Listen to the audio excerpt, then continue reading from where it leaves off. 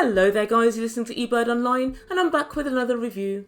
And guys, sometimes marriage is just a fancy word for adopting an overgrown kid who can't take care of himself. And I'd say one thing, Yara, beware.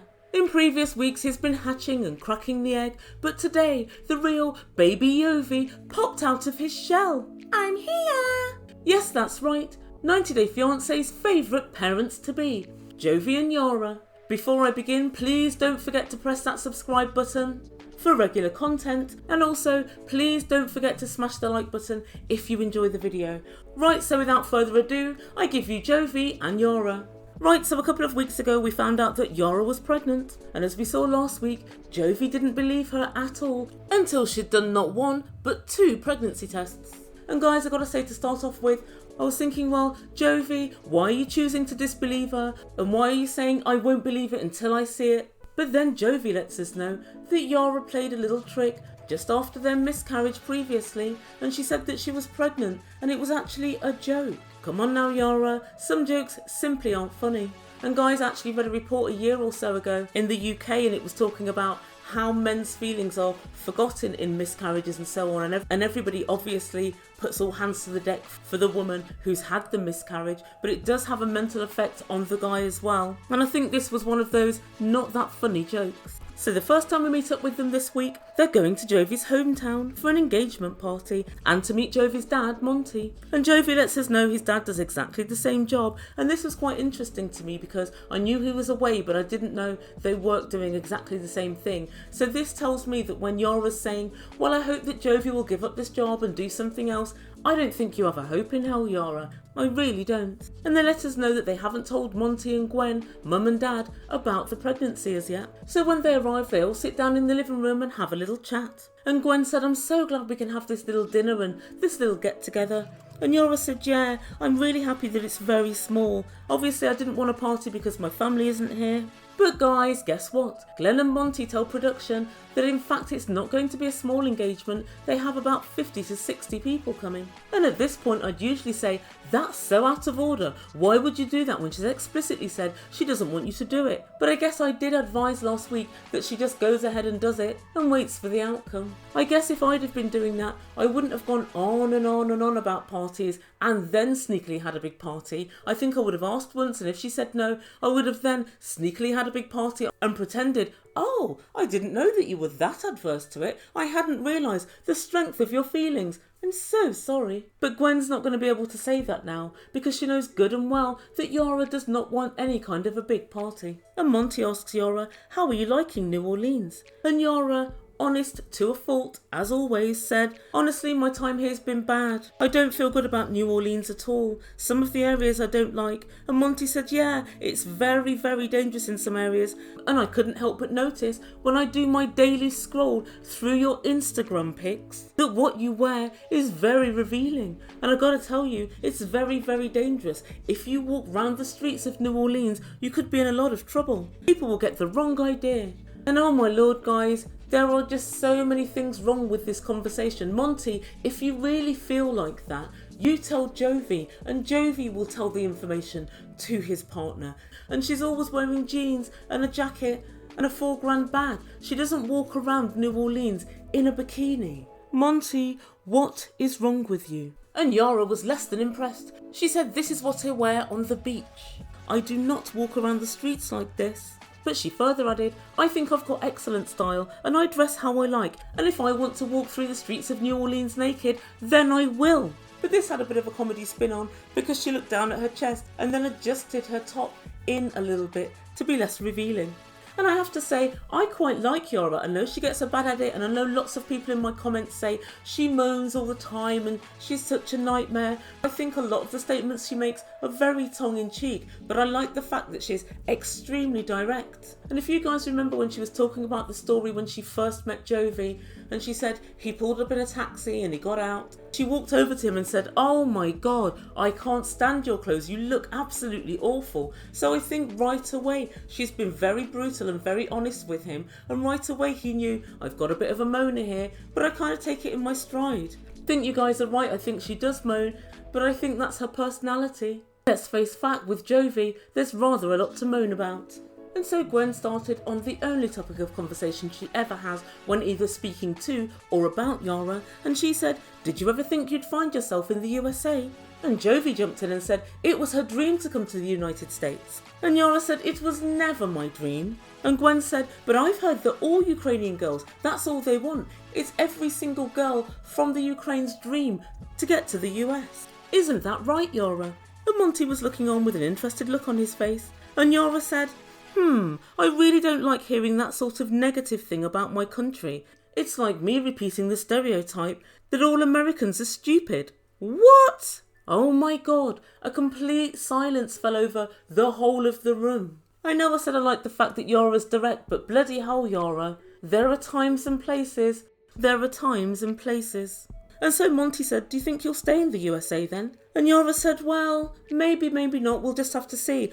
I'd like to live in Hungary, which is fairly near to my mum." And this wiped the smile off both their faces. And his parents said later to production, "This is a problem. We may end up losing our only son. This is terrible. Don't worry, Gwen, you can come and visit us a few times a year. In fact, we'll probably end up spending more time with you than we otherwise would." Oh, come on now, Yara, not true. And Jovi said, "Well, I don't want to talk about this at the moment. I haven't got any plans to live in Europe, and I certainly don't want to live somewhere that's cold." So this whole thing was quite interesting, and lots of you guys have probably seen, as I have by now, the old video which has resurfaced of Yara on some sort of game show or whatever, and she was saying it's her dream to get to the US and she wants to go and live in the United States. So she can't really pretend that that wasn't one of her dreams. But his mum's really starting to get on my nerves now, because all she'll say is she wanted to come to America. She wanted to come to America.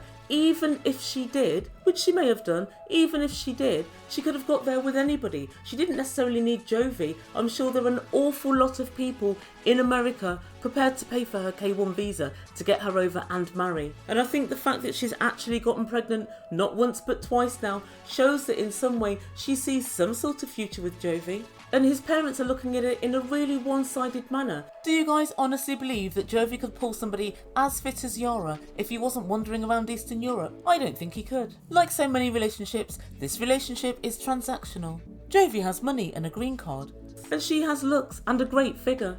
And you can tell by her clothes and bags that she wasn't poor wherever she was before, so it's not as if she just wants his money. There must also be something that she likes about Jovi, as far as I'm concerned. And his parents just sit there on the sofa, looking extremely unhappy. But the truth be told, I can't blame them. Yara's just told them that the worldwide stereotype of Americans is that they're stupid. Yara, what a way to woo your potential in-laws. And then Jovi lets us know that he and his dad are going to a crawfish boil at one of his friend's house. And his mum's going to decorate for the party, and Yara's going to go to sleep because she's very tired. In the car, Jovi asks his dad, "Do you like her?" And he said, "Yeah." And he sounds very unsure. And then he says, "But I don't understand why she wants to leave the US." And they all talk at length about her wanting to go and the reasons for her wanting to go, and how it's a terrible idea. Well, Monty and Gwen, I suggest to you two that you make her feel a little more welcome then. Especially you, Gwen. Every time she's in your presence, you basically just machine gun questions at her, and they're all fairly negative. And when they arrive at Jovi's friend's house, all his friends stand around, beer in hand, and remark on how they've all taken bets on how long the marriage will last between Jovi and Yara. And all the bets range from 4 months to 18 months. But these guys are so stupid, they haven't even taken into account that even if she is just marrying for a green card, she needs to stay married for 3 years. So whoever had 18 months was quite a little bit short of what was needed. It doesn't seem as if God has blessed any of these guys with brains. And then they say, "Is this the girl that's going to stop the Jovi ways?" Jovi said, "What's the Jovi way?" Jovi, even I know that. Going to see strippers, shagging strippers, going out on the piss 7 days a week. Is that what they mean? It seems it is. And the friends asked Monty the $64 million question. "What do you think of Yara?" Well, surprise, surprise. There was a rather long, pregnant pause, and they all remarked on the pause with laughter. He said, "I'm unhappy because she seems to want to move my son out of the US. Monty, what's going to make you happy? Because the first thing that makes you unhappy is her wanting to come to the US. The second thing that makes you unhappy is her wanting to leave the US. Please tell us all, how can Yara make you happy?" Inquiring minds would like to know. And then all the guys take a swig of beer and they throw the crawfish, boiled sausage and sweet corn onto a table and begin to eat. Stick a pin in this moment, guys, because later it's going to become very relevant. And the final time we see these guys, they're getting ready for the big party. And Yara's wearing a beautiful dress, and she remarks that it cost a few $1,000s. And as usual, Yara's got a glum face, and she says that she's very unhappy that Jovi left her alone. And Jovi said, "How are you feeling?" And Yara said, "Not good, you forgot to bring me food." And she explains he brought crawfish home. And Jovi said, "I thought you'd like it. I thought I was doing something nice. And I thought I was being helpful." And then he rolled his eyes and said, "Okay, sorry, let's find you something else." And Yara said, "I don't like seafood, and obviously now you've got to think I'm pregnant. I don't like the way it smells. I've told you before, I don't like spicy food." And she said, "From now on, I just want to eat fruit and vegetables and food that's good for me." But Jovi just doesn't seem to get it. He thinks, "You wanted food, and I brought you some back. Jovi, just grab whatever was nearest." And then Yara said that she'd rather tell their parents about her being pregnant, because then they'll understand why she's really tired, why she isn't really eating much, and why she's not drinking. She thinks that they'll find her really weird if they don't know that she's pregnant. And I've got to agree, I think that they will. And I think everyone's going to be saying, "Have a drink, it's your engagement party," and she's not going to be able to, so it's going to seem kind of strange. But Jovi said, "I don't want to tell them, because you've just said you'd rather live in another country. But if you really want to tell them, then you can tell them." And this is typical Jovi. He doesn't ever try and see something from her point of view. Or he doesn't even think, let's make something up. Let's say you're feeling a bit queasy and that's why you're not drinking. He's just happy to hang Yara out to dry, as he always seems to be. "Are you excited about going to the party?" And Yara said, "No, I didn't want an engagement party anyway, and I'm pregnant and I'm hungry and I can't drink. No, I'm not excited." Jovi, she doesn't know anybody there. Your family and friends aren't exactly welcoming to her. What would she be excited about? And Jovi said to her, "What are you mad about? I don't understand why you're angry." And she said, "You know why. I haven't eaten for 2 days and you bring me back crawfish." And he said, "But I asked you what you wanted and that's what you said." She said, "No, you didn't. You asked me if I want crawfish and I said, no, I don't like that. And yet you still bought it anyway. You're lying." And Jovi said, "I'm not lying." Jovi, the Ebird thinks you are lying, because last time she had some sort of seafood gumbo, it was when you were at your mum's house when you first went there, and she said 1, she doesn't like spicy food, and she said 2, she didn't really like what was cooked. But let's consider this, Jovi, it's well-known knowledge that you should not eat seafood when you're pregnant. In addition to this, you threw the crawfish onto a dirty table from outside. So it wasn't even sanitised. It was also very spicy, and you know that it's a delicacy particular to your Cajun roots and New Orleans. The overwhelming chances were she wasn't going to like it. Why didn't you just stop somewhere and either get a takeaway or at least grab some fruit? But Yara's into her stride now, and she grabs his beer and says, "Oh my god, it's nearly empty. How much have you drank?" And he said, "I've only had 5 beers. 5? Bloody hell. He does like to drink." And she said, "You're always drinking and you never consider me or my feelings. If I wasn't pregnant now, I'd be back in the Ukraine." And Jovi looked at her and said, "Not so lucky." And she said, and I'm sure with his mum in mind, "Son of a bitch." And Jovi tells production, she should be happy. We're having this party for her. You are not having this party for her, Jovi. You and your family are having this party for your mum. She's told you on multiple occasions she wants no party at all, and she wants no part of it. And that's where we end proceedings for this week. Oh my god, I never thought I'd hear myself say it, but I'm starting to feel very sorry for Yara. And for the following reasons.